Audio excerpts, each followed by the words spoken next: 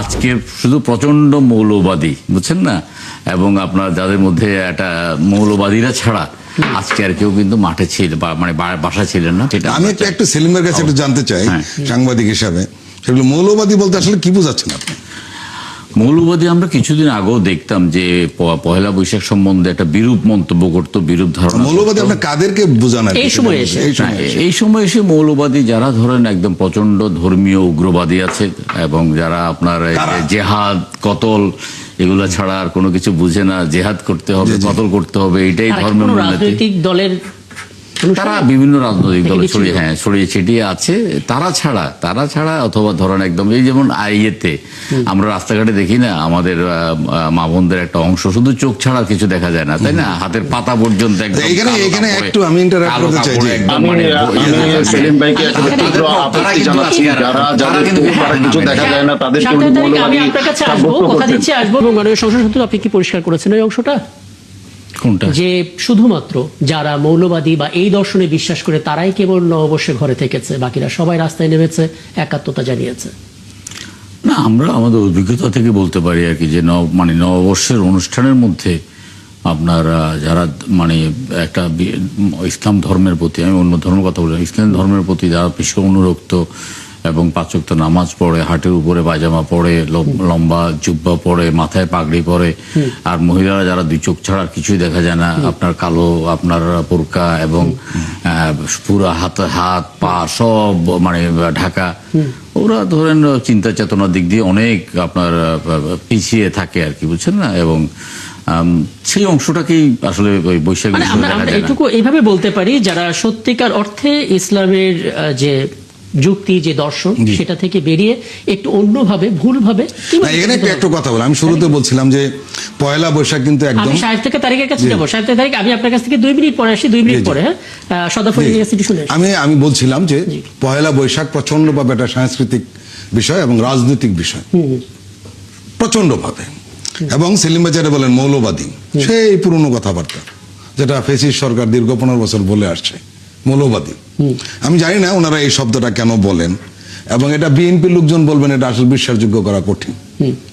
কারণ খালেদা জিয়ার বক্তব্য আপনারা দেখেন, এই মৌলবাদী ওনার বক্তব্য রয়েছে যে এটা রাজনৈতিক বক্তব্য, কাউকে কোণঠাসা করার জন্য বক্তব্য। এবং অবশ্য ইদানিং বলা হচ্ছে যে জিয়াউর রহমান এবং খালেদা জিয়ার বিএনপি থেকে বর্তমান বিএনপি অনেকখানি সরে এসছে, এবং তার লক্ষণ ইতিমধ্যে সবাই টের পাচ্ছে, এতে কোনো সন্দেহ নেই। এখন প্রশ্ন হলো, মৌলবাদী বলে 95% বা 90% দেশের মানুষ যে ধর্ম বিশ্বাস করে তাদেরকে বোঝানো হয়। এখন একটা লোক ধর্মীয় আমি একটু বলে রাখি, ধর্মীয় অনুশাসন মানলেই মৌলবাদী, ওকে, তাই তো? না, শেষ করে দেন। এখন প্রশ্ন হলো, মুসলমান যদি ধর্মীয় অনুশাসন মানে তাহলে সে মৌলবাদী, কিন্তু অন্য সম্প্রদায়ের যদি কড়া ভাবে তার ধর্মীয় অনুশাসন মেনে চলে তাহলে সে উগ্রবাদীও না, মৌলবাদীও না। এই মৌলবাদ শব্দটা কারা এনেছে? এবং মজার ঘটনা কি, মৌলবাদ শব্দটা শুধুমাত্র মুসলিমদের জন্য ব্যবহার করে, এটা পাশ্চাত্য বিশ্ব এনেছে। এবং তারা মিডিয়ার মাধ্যমে একটা বয়ান তৈরি করেছে। আপনি নিশ্চয়ই লক্ষ্য করেছেন যে পৃথিবীর সবচেয়ে সাম্প্রদায়িক দেশ হলো ইন্ডিয়া, এতে কারো কোনো সন্দেহ নেই। সেখানে মসজিদ ঘুরিয়ে দেওয়া হচ্ছে, মুসলমানদের প্রকাশ্যে নামাজ পড়তে দিচ্ছে না, ঈদের নামাজ এটা বাধা দেওয়া হয়, রাস্তায় আসলে বাধা দেওয়া হয়, ইত্যাদি ইত্যাদি। আপনি কি শুনেছেন কখনো বিজেপিকে এদেশের যারা মৌলবাদী বলে নানান ধরনের কথাবার্তা বলে, সেলিম ভাই বলছেন, কিছু সংস্কৃতি সেবী আছে তারা বলে, তারা কোনোদিন বিজেপিকে মৌলবাদী বলছে, উগ্রবাদী বলছে? শুনেছেন আপনি? মৌলবাদী বলছে, মৌলবাদ বলেন না। কারণ হলো আপনি দেখবেন ইন্ডিয়ান মিডিয়া কখনোই বিজেপিকে মৌলবাদী উগ্রবাদী কখনোই বলে না। এটা একটা ফ্যাশন, বক্তব্য শুনে স্তম্ভিত হয়ে গেলাম। একটু আগে আপনি বলছিলেন যে আমাদের প্রধানমন্ত্রী তিনি নাকি বলেছেন যে স্বৈরাচারের ভূত এখনো অনেকের ঘাড়ে রয়ে গেছে। আমি তো দেখছি যে ভূতের কথা উনি বলছেন সেই ভূত এখন বিএনপির ঘাড়েও রয়ে গেছে। না হয় তিনি কোন ইয়াতে এটা বললেন, কোন মাপকাঠিতে এটা বললেন, যারা ধর্মীয় পোশাক পরে বা ধর্ম পালন করে তারা চিন্তা চেতনায় পিছিয়ে থাকে। যদি তাই উনি বলে থাকেন, এই দেশে উনি আজকে পরিষ্কার হয়ে আসে, সাহেব থেকে আপনি একটু পরিষ্কার করবেন এটা, যে ধর্মীয় লেবাস পোশাক পরে ধর্মীয় অনুশাসন মানলে সে কি পিছিয়ে পড়বে? কেন আমরা তো ধর্মীয় অনুশাসন পালন করি, আমি তো প্র্যাকটিসিং মুসলমান। আচ্ছা না তিনি বলেছেন এটা চিন্তা চেতনা পিছিয়ে থাকে, আমাকে কথা বলার সুযোগ দেন। আচ্ছা, তাহলে এবার সাহিত্য তারিখ পরিষ্কার হয়ে আসলাম, জি বলুন। আমি যেটা বলছিলাম যে যারা ধর্মীয় অনুশাসন প্রতিপালন করে তারা চিন্তা চেতনায় পিছিয়ে থাকে, এই ধারণাটা একেবারেই ভুল, একেবারেই নয়। বরং যারা ধর্মীয় অনুশাসন পরিচালনা তারা বিশ্ব পরিচালনা করে, তারা তাবেদারি ছাড়া বিশ্ব পরিচালনা করে। অতএব এই চিন্তাটা ভয়ঙ্কর চিন্তা। এটা আমি আশা করব আমাদের জনাব সেলিম তিনি এই বিষয়টা অনুধাবন করবেন এবং দেশের সংখ্যাগরিষ্ঠ মানুষের চিন্তা চেতনার বিপরীতে ওনার এই বক্তব্য থেকে উনি নিজেকে সরিয়ে নেবেন।